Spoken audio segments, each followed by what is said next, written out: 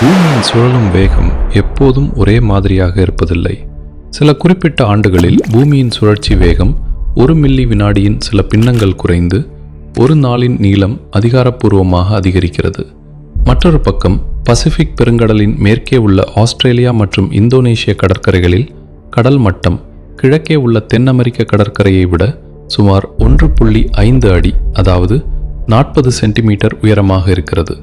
இன்னொரு பக்கம் பசிபிக் பெருங்கடலின் மையப்பகுதியில் நீரின் வெப்பநிலை வெறும் 0.5 முதல் 1.5 டிகிரி செல்சியஸ் அதிகரிக்கும் போது பல்லாயிரம் கிலோமீட்டர்கள் தாண்டி இந்தியாவில் பருவமழை பொய்த்து போய் மாபெரும் வறட்சி ஏற்படுகிறது.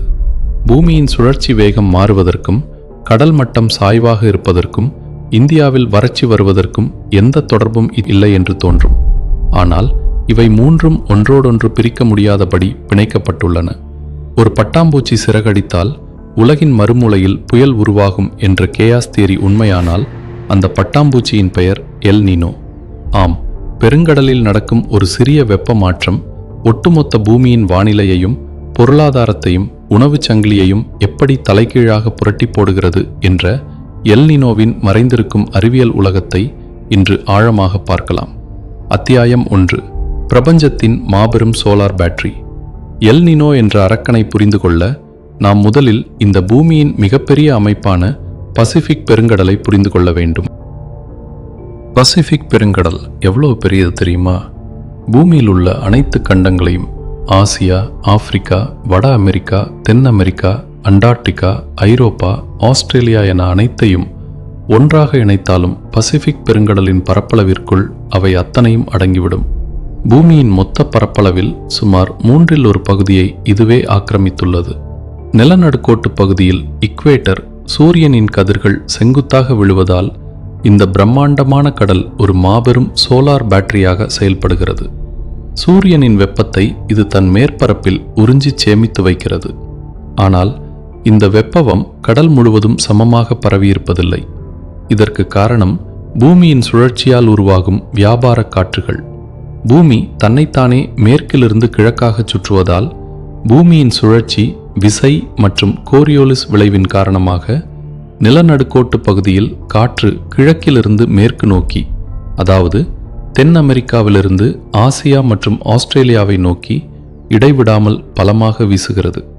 இந்த தொடர்ச்சியான காற்றானது கடலின் மேற்பரப்பில் உள்ள சூரியனால் சூடாக்கப்பட்ட சுடுநீரை ஒரு மாபெரும் பிரஷை கொண்டு கூட்டுவதைப் போல கூட்டி ஆஸ்திரேலியா மற்றும் இந்தோனேஷியா அருகே கொண்டு சென்று குவித்து விடுகிறது. இதற்கு பெயர்தான் பசிபிக் வார்ம் பூல். இந்த தொடர்ச்சியான காற்றின் உந்துதலால் ஆஸ்திரேலிய கடற்கரையில் கடல் மட்டம் தென் அமெரிக்காவை விட 1.5 அடி உயரமாக இருக்கிறது. அதாவது கடல் சீராக இல்லாமல் ஒருபுறம் சாய்ந்த நிலையில் இருக்கிறது. சூடான நீர் ஆஸ்திரேலியா அருகே குவிவதால் அங்கே அதிகப்படியான நீர் ஆவியாகி மாபெரும் மேகங்களாக மாறி அந்த பிராந்தியத்திற்கு மிக கனமழையை கொடுக்கிறது. இதுதான் சாதாரண இயல்பான நிலை, நியூட்ரல் ஃபேஸ். அத்தியாயம் 2. ஆழத்தின் ரகசியமும் எல் நீனோ பெயர் காரணமும். மேற்பரப்பில் உள்ள சூடான நீர் ஆஸ்திரேலியாவை நோக்கி தள்ளப்படும் போது தென் அமெரிக்க கடற்கரையில் ஒரு வெற்றிடம் உருவாகிறது. அதை நிரப்ப கடலின் பல ஆயிரம் அடி ஆழத்திலிருந்து ஊட்டச்சத்துக்கள் நிறைந்த குளிர்ந்த நீர் மேல் நோக்கி வருகிறது. இதையே அப்வெல்லிங் என்கிறோம். இந்த ஆழமான நீர் ஒரு இயற்கை உரம். இதில் உள்ள பாஸ்பரஸ் மற்றும் நைட்ரேட் தாதுக்களால் பைட்டோபிளாங்க்டன் எனும் கடல் தாவரங்கள் பெருகி அவற்றை உண்ண கோடிக்கணக்கான மீன்கள் அங்கே குவியும். இதனால் பெருநாட்டின் கடற்கரை உலகின் மிகப்பெரிய மீன்பிடி தலமாக திகழ்கிறது. ஆனால் சில ஆண்டுகளுக்கு ஒரு முறை இந்த சங்கிலி உடையும். வியாபார காற்றுகள் பலவீனமடையும் போது ஆஸ்திரேலியா அருகே குவிக்கப்பட்ட சூடான நீர் கெல்வின் அலைகளாக மீண்டும் தென் அமெரிக்காவை நோக்கி பாயும். சூடான நீர் ஆக்கிரமிப்பதால் ஆழத்திலிருந்து வரும் ஊட்டச்சத்துக்கள் தடுக்கப்படுகின்றன. உணவின்றி மீன்களும் அவற்றை நம்பியிருக்கும் பறவைகளும் மடிகின்றன. மீனவர்களின் வாழ்வாதாரம் முடங்குகிறது. இந்த நிகழ்வு டிசம்பர் மாதத்தில், அதாவது கிறிஸ்மஸ் சமயத்தில் உச்சமடைவதை கவனித்த பெருநாட்டு மீனவர்கள் இதற்கு எல் நீனோ என்று பெயரிட்டனர். ஸ்பானிஷ் மொழியில் எல் நீனோ என்றால் சிறுவன் அல்லது இயேசு குழந்தை என்று பொருள். ஒரு பண்டிகையின் பெயரால் அழைக்கப்படும் இந்த சிறுவன்தான் உலக வானிலையை உருக்குலைக்கும் அரக்கன். அத்தியாயம் 3. பூமியின் சுழற்சியை கட்டுப்படுத்தும் அரக்கன். எல் நீனோ என்பது வெறும் கடலில் நடக்கும் மாற்றம் மட்டுமல்ல, அது வளிமண்டலத்தோடு நடக்கும் ஒரு மாபெரும் பௌதீக நடனம். இதை எல் நீனோ தெற்கு அலைவு என்று விஞ்ஞானிகள் அழைக்கிறார்கள். சூடான கடல் நீர் எங்கு இருக்கிறதோ அங்குதான் காற்று சூடாகி இலகுவாகி ஈரப்பதத்துடன் வளிமண்டலத்தின் மேல் நோக்கி எழும்பி மாபெரும் மழை மேகங்களை உருவாக்கும். இயல்பான காலத்தில் இந்த சூடான நீர் ஆஸ்திரேலியா மற்றும் இந்தோனேஷியா அருகே இருக்கும். ஆனால் எல் நீனோ காலத்தில் அந்த சூடான நீர் பசிபிக் பெருங்கடலின் மையப்பகுதிக்கும் தென் அமெரிக்காவிற்கும் நகர்ந்து விடுகிறது. தண்ணீர் நகர்ந்தால் வானமும் அதை தொடரும். ஆம், ஆஸ்திரேலியாவில் பெய்ய வேண்டிய மாபெரும் மழை அப்படியே நகர்ந்து பசிபிக் பெருங்கடலின் நடுக்கடலிலும் பெருநாட்டின் பாலைவனங்களிலும் கொட்டி தீர்க்கும். இதை வாக்கர் சுழற்சியின் முறிவு என்று கூறுகிறார்கள். பல நூற்றாண்டுகளாக வறண்டு கிடக்கும் அட்டகாமா பாலைவனத்தில் எல் நீனோக்கோ காலத்தில் வெள்ளம் பெருக்கெடுத்து ஓடும். அதே சமயம் மழைக்காக காத்திருக்கும் ஆஸ்திரேலியா மற்றும் இந்தோனேஷிய காடுகளில் ஒரு சொட்டு மழை கூட இன்றி பயங்கரமான காட்டுத்தீ பரவும். இங்குதான் நீங்கள் கற்பனை செய்ய முடியாத ஒரு அறிவியல் உண்மை ஒளிந்துள்ளது. வளிமண்டலத்தின் மாபெரும் மேகங்கள், மழை மற்றும் காற்றழுத்த மண்டலங்கள் பூமத்திய ரேகையின் ஒரு பகுதியிலிருந்து மற்றொரு பகுதிக்கு இடம்பெயரும்போது பூமியின் கோண உந்தம் மாறுகிறது. உதாரணமாக, ஒரு ஐஸ் ஸ்கேட்டிங் நடன கலைஞர் சுழலும் போது தனது கைகளை அகலமாக விரித்தால் அவரது சுழற்சி வேகம் குறையும் அல்லவா? அதே விதிதான் இங்கும். பசிபிக் பெருங்கடலின் சூடான நீர் மற்றும் வளிமண்டல காற்றுகள் பூமியின் சுழற்சி திசைக்கு ஏற்ப நகர்வதால் பூமியின் சுழற்சி வேகம் 1 மில்லி வினாடியின் சில பின்னங்கள் மெதுவாகிறது. ஒரு சிறிய கடல் வெப்பநிலை மாற்றம் ஒட்டுமொத்த பூமியின் சுழலும் வேகத்தையே கட்டுப்படுத்தும் ஆற்றல் கொண்டது என்பது மனித அறிவியலின் ஒரு பிரமிப்பான கண்டுபிடிப்பு. அத்தியாயம் 4. தொலைதூர தொடர்புகள். இந்தியாவின் வறட்சி பசிபிக் பெருங்கடலில் ஏதோ நடக்கிறது. அதற்கும் இந்தியாவிற்கும் என்ன சம்பந்தம் என்று நீங்கள் நினைக்கலாம். இங்குதான் தொலைதூர தொடர்புகள் என்ற வளிமண்டல விதி செயல்படுகிறது.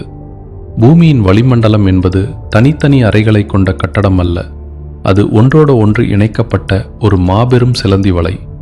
ஒரு மூலையில் வலையை இழுத்தால் மறுமூலையில் அதிர்வு ஏற்படும்.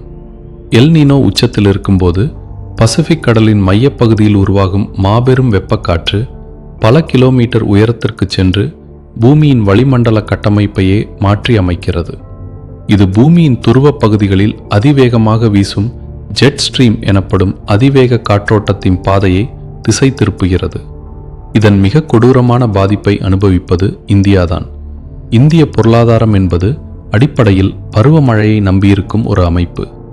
எல் நீனோ காலத்தில் இந்தோனேஷியா மற்றும் இந்திய பெருங்கடல் பகுதியில் காற்றழுத்தம் அதிகரித்து வளிமண்டலத்தின் மேலிருந்து கீழாக காய்ந்த காற்று அழுத்துகிறது. கீழே இறங்கும் காற்று எந்த காலத்திலும் மழையை உருவாக்காது. அது மேகங்களை சிதறடித்துவிடும்.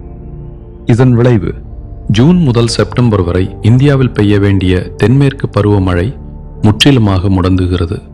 விவசாயம் பொய்த்து போகிறது. அணைகள் வறள்கின்றன. குடிநீர் பஞ்சம் ஏற்படுகிறது.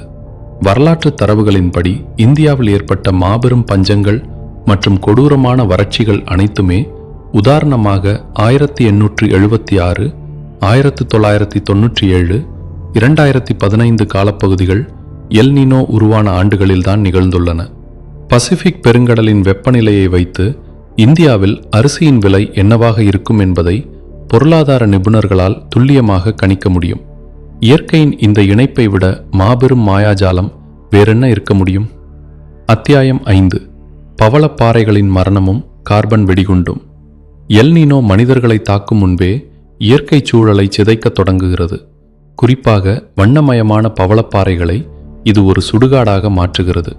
பவளப்பாறைகள் தங்களுக்கு உணவளிக்கும் பாசிகளுடன் இணைந்து வாழ்கின்றன.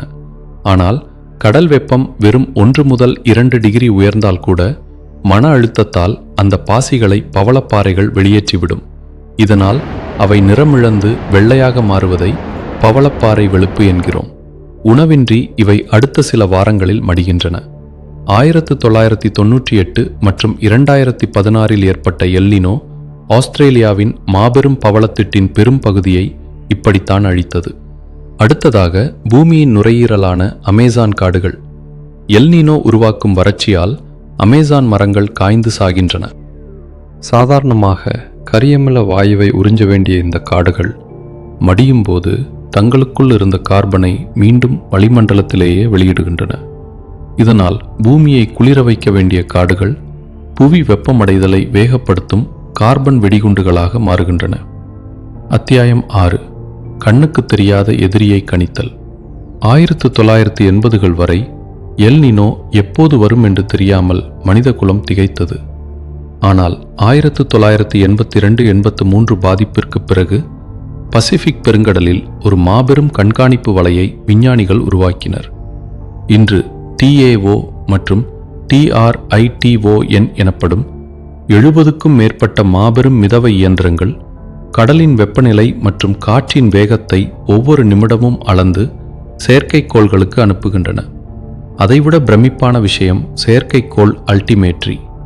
சூடான நீர் விரிவடையும் தன்மை கொண்டது என்பதால் கடல் மட்டம் சில மில்லிமீட்டர் உயர்ந்தால் கூட செயற்கைக்கோள்கள் அதை துல்லியமாக கண்டறிந்துவிடும்.